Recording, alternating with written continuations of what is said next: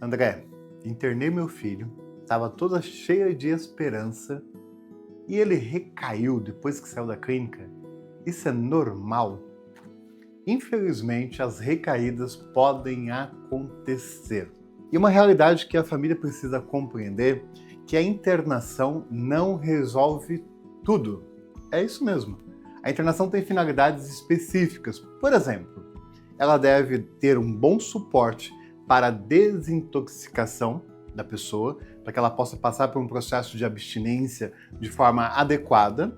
A internação também funciona para conscientização. É um período onde se tem uma determinada ação terapêutica para que a pessoa consiga compreender a própria doença, os próprios comportamentos. Mas a internação não resolve tudo. Por quê? Além do uso da substância, existe uma grande característica dos comportamentos que uma pessoa tem quando ela é dependente química. E isso precisa ser modificado, transformado, aprendido, tendo consciência e a longo prazo. Então, André, significa que a internação não vai resolver nada? Não, não é isso. E também não significa que diversas internações também resolvem tudo. A gente não pode ir para os extremos, né? Internei uma vez, não resolve nada, internei 20 vezes, não resolve nada. Nós precisamos entender também as relações estabelecidas com o dependente químico. Por que eu falo isso para você? A recaída, ela faz parte de um processo de mudança que a doença da dependência química traz. E claro, mesmo que a pessoa tente, por exemplo, viver uma vida nova, ela ainda pode passar por algum tipo de prova ou de autoenganação. Pessoas dependentes químicas querem se testar às vezes, acreditando que não tem tanto problema assim com a dependência e que carregam uma ideia de que podem usar menos e vai ter controle. Ou que se expor, por exemplo, a ambientes, pessoas, vai resistir. Isso é por falta realmente de compreensão. Que na dependência química, que é uma doença ativa, crônica, quando essa pessoa não se cuida. Quando eu falo ativa, sabe por quê? Apesar de ser uma doença que nos traz características terríveis e principalmente traz ao dependente químico, dificuldades no seu dia a dia, ele pode administrar isso.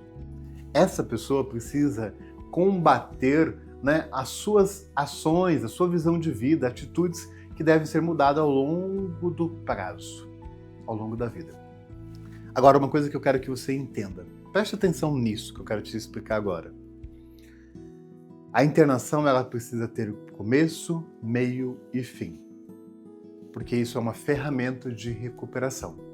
Pessoas dependentes químicas precisam entender que a cultura de recuperação vão além da clínica e a família também precisa entender isso.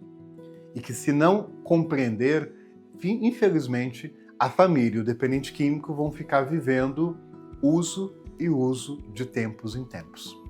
Então, recaiu, André, eu tenho que colocar meu filho de volta na clínica? Não.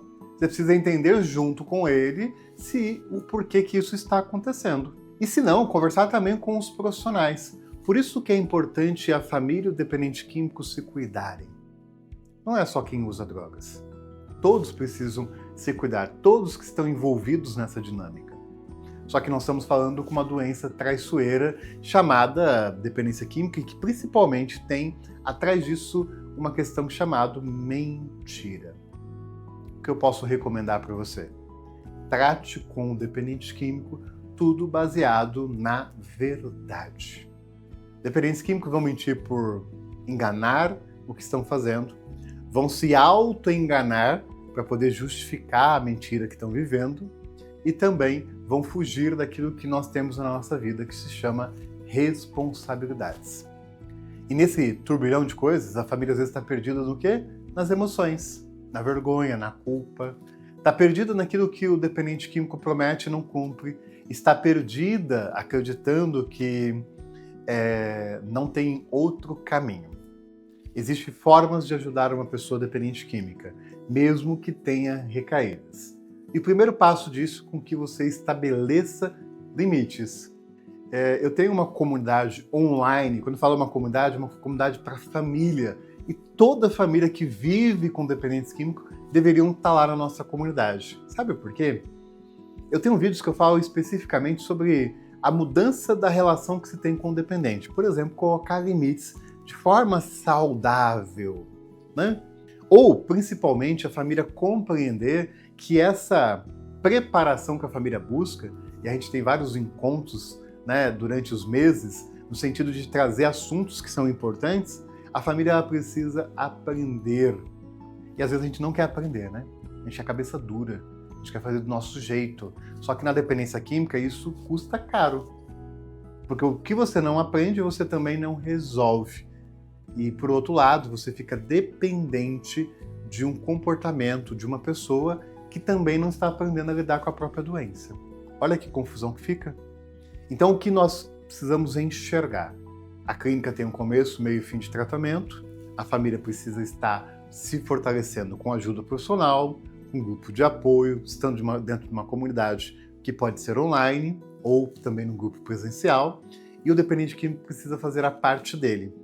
O que você precisa parar de acreditar é que tudo vai mudar de uma hora para outra. Às vezes você está vivendo essa situação há muito tempo e o dependente químico também. Por quê? Hoje, quando você descobriu e tudo caiu na sua cabeça e parece que o seu chão se abriu e você quis desabar, sumir, entenda, o uso já estava presente há muito tempo. Só que não é o momento de você ficar, né, se judiando, é o momento de você se preparar. E se a internação aparentemente não deu certo, entenda, não é porque a clínica não serve. Você precisa avaliar isso, mas talvez a própria pessoa dependente química também não levou a sério o tratamento. Então nós precisamos olhar com toda clareza o porquê que as coisas estão acontecendo. Não só ficar pensando no achismo. E claro, na dúvida, busque orientação. Orientação clara, deixa eu entender por que isso está acontecendo. Deixa eu ter uma conversa franca com o meu dependente, com a pessoa dependente química. Vamos parar de tratar como se fosse um mistério, como se fosse um assunto que é impossível de conversar. Se vocês não tiverem conversas claras, assertivas, nada muda. Então, além do limite que eu disse, precisamos ter uma comunicação assertiva. Tudo isso vai ajudar no processo de recuperação e, principalmente, para que não viva os ciclos de uso e recaídas. Espero que esse vídeo tenha te ajudado a esclarecer um pouco mais sobre essa dinâmica da dependência química, que é um desafio que devemos viver um dia de cada vez, mas que principalmente você entenda. Buscar ajuda é um processo natural para quem quer ajudar o outro. E principalmente você pode se ajudar tendo conhecimento e apoiando o outro através desse conhecimento. Se você gostou deste vídeo, compartilhe com outras pessoas. Aproveite e deixe aqui embaixo também os seus comentários. Terei imenso prazer de respondê-los e, além disso, gravar outros vídeos. E se você, porventura, ainda não estiver inscrito no nosso canal, se inscreva. Clica no sininho aqui abaixo, ative as notificações e eu estou te esperando você num próximo vídeo. Juntos, somos mais fortes. Saiba como ajudar o dependente químico para a recuperação. Então, você precisa fazer o quê?